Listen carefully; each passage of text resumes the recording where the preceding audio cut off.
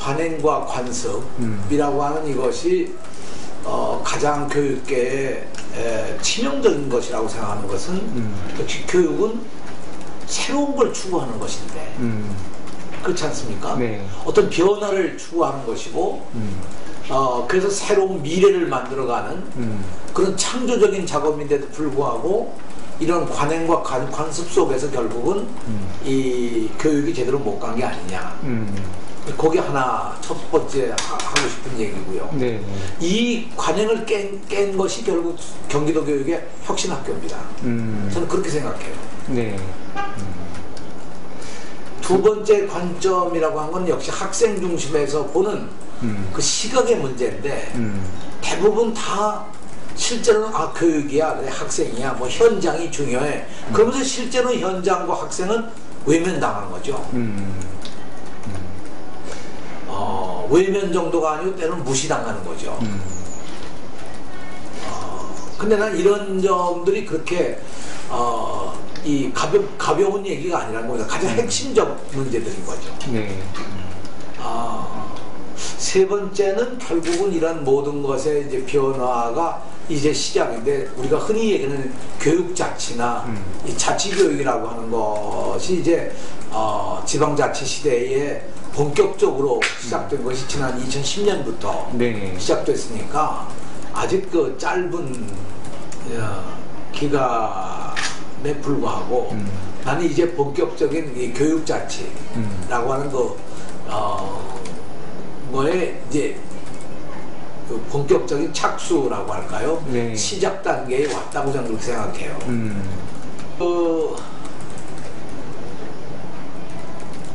아홉시 등교에 대해서 몇몇 사람들이 단계적으로 점진적으로 네.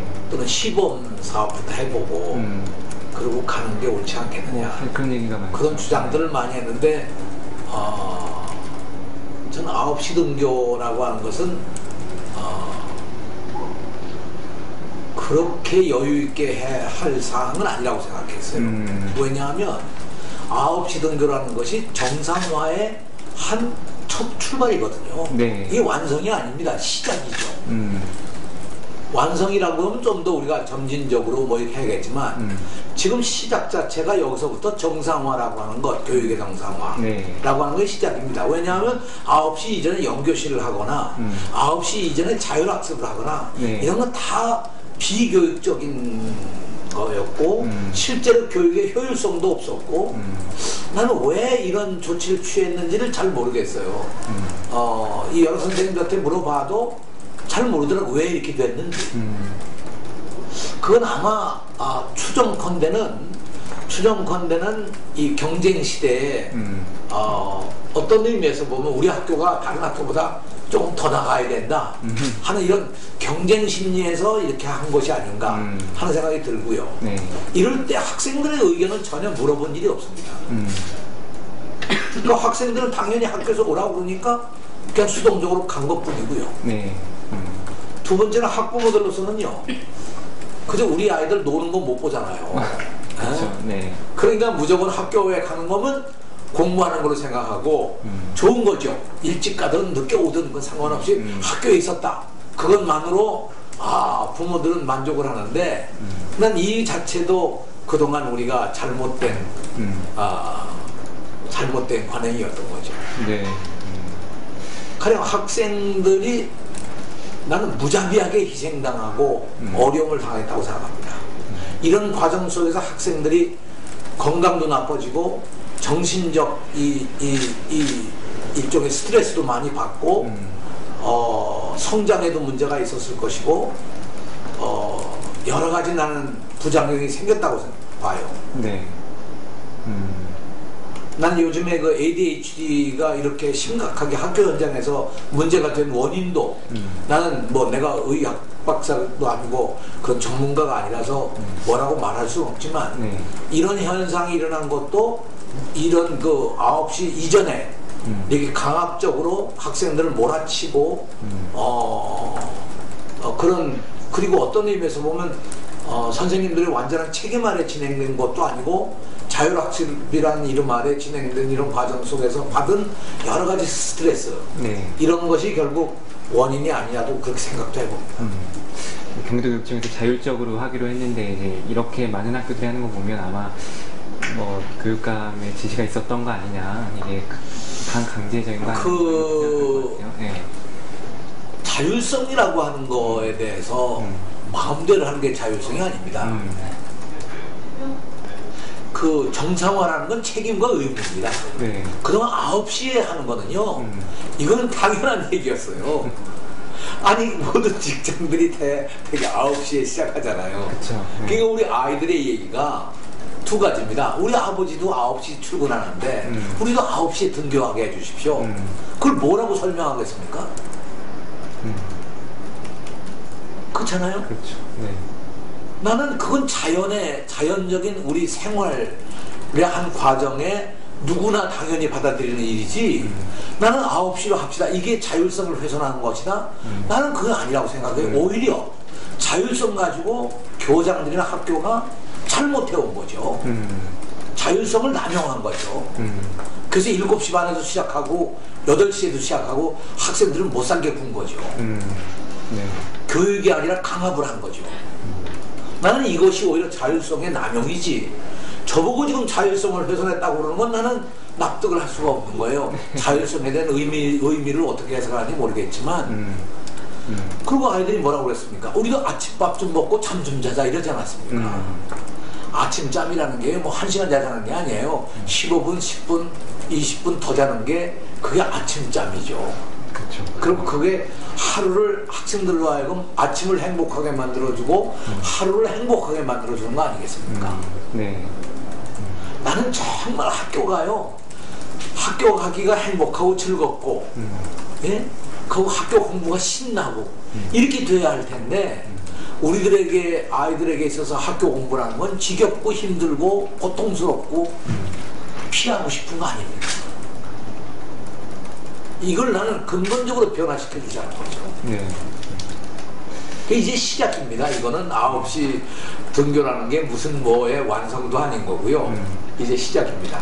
최근에 뭐 반대 논리는 이제 특히 고3 학생들은 뭐 수능 생체 리듬 얘기하는데 여기에 대해서는 좀 어떻게 생각하세요? 지금 생체 리듬이 잘못된 생체 리듬이에요. 그래서 지금부터라도요, 한 2달 동안 아침 잘 자고 밥 먹고 밝은 정신에 생각하고 이래야 수능을 잘 보죠. 절대로 지금처럼 몰아쳐가지고 수능이 잘 된다고 난 생각지 않습니다. 이게 정상이 아니니까요. 이 정상적이 아닌 게 왜 생체 리듬에 좋은 겁니까? 나는 그 학부모들이 어떤 생체를 생각하는지 모르겠는데, 그렇잖아요. 아침 애들이 6시 반에 6시에 일어나가지고 주섬주섬 막 옷 입고 부랴부랴 책가방 싸들고 학교 7시 반까지 오는 게 정상적인 생체 리듬입니까?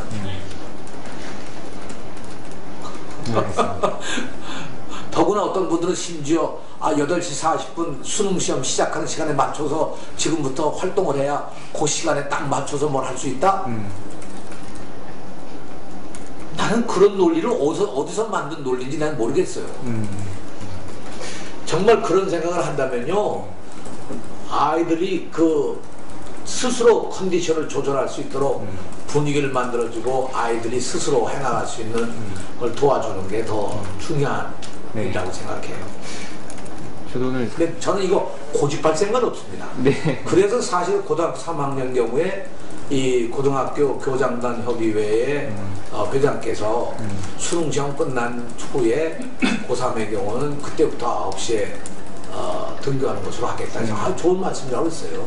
그건 뭐 학부모들 걱정시키고 내가 그러고 싶은 생각 없습니다. 네. 그냥 수능시험 생체 리듬이 그래서 지금도 여전히 학생들 7시 반에 와서 이렇게 해야 좋겠다. 제가 막지 않습니다. 가령 예를 들면 9시 등교라고 해서 초등학교, 중학교의 경우에도 일찍 오는 걸 막지 않은 거나 마찬가지입니다. 버스 시간 때문에 일찍 와야겠다. 저 좋습니다. 그럼 학교에서, 나는 학교에서 지금도 학교에서 뭐 그러면 어제 언론에서도 보니까 뭐 준비가 미흡하다, 학교가 우왕좌왕한다. 학생들을 내버려 두라는 겁니다, 그냥. 그럼 자기 친구들끼리 모여서 뭐 운동을 하든 같이 가서 책을 보든 음악을 듣든 자기 스스로 좀 판단해서 뭔가 결정하고 내가 좋아하는 걸 할 수 있는 여유를 주는 게 중요하죠.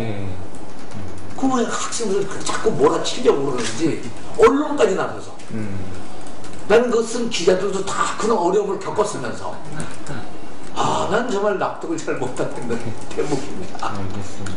결정제 폐지인 것 같은데요. 뭐 이거 두고 학생 지도할 방법 없어지는 거 아니냐 뭐 이런 우려 아닌 우려가 나오는 것 같습니다. 이거는 어떻게 됩니까? 벌써 이것은 이제까지 좋은 결과물들이 나와 있는 것이 혁신학교나 이런 데에서 다양하게 학생들 스스로가 학습의 분위기나 학생들 간의 관계나 선생님들 관계를 어떻게 만들어가야 하는가를 스스로 잘 만들어간 사례들이 있습니다. 성공 사례도 있고요. 여기에는 학교 벌점제가 없습니다. 상점제도 없고요. 이 상점제와 벌점제가 오히려 그런 자율성과 함께 학생들 스스로가 분위기를 만들어가고 그런 걸 깨뜨리는 원형입니다. 특히 선생님과 학생과의 관계를 파탄시키는 그런 원인입니다. 선생님들이 상점제, 벌점제 가지고 이 신경 쓰고 스트레스 받고 학생들과 쓸데없는 갈등 구조를 만들어내고 이게 이제까지의 결과입니다. 최근에 자사고 학부모들이 자사고 폐지 반대 시위를 나간 학생들에게 학부모들에게 상점으로 10점씩 상점을 줬습니다. 이게 신뢰입니다. 학교에. 이걸 누가 학생들이 그걸 신뢰를 하고 난 벌점 먹었으니 이제 잘해야 되겠다 이런 생각을 하겠습니까? 현실은 그게 아니거든요. 그거 아니면 얘는 없애야 되는 거죠. 당연히. 그렇죠. 그 없애는 대안은 뭐냐? 대안을 저한테 묻지 말고 선생님이 생각해 보라는 겁니다. 누구와? 학생들과. 그래서 인수위원회도 몇 가지 제가 대안을 냈는데요. 그런 대안이 중요한 게 아닙니다. 학생들과 우리가 어떻게 하면 우리가 잘 학습 분위기도 만들고 우리가 서로 잘 해나갈 수 있을까? 이제 벌점제가 없어지면 여러분 내가 어떻게 우리가 했으면 좋겠습니까? 학생들에게 물어보면요. 학생들에게 답이 있습니다.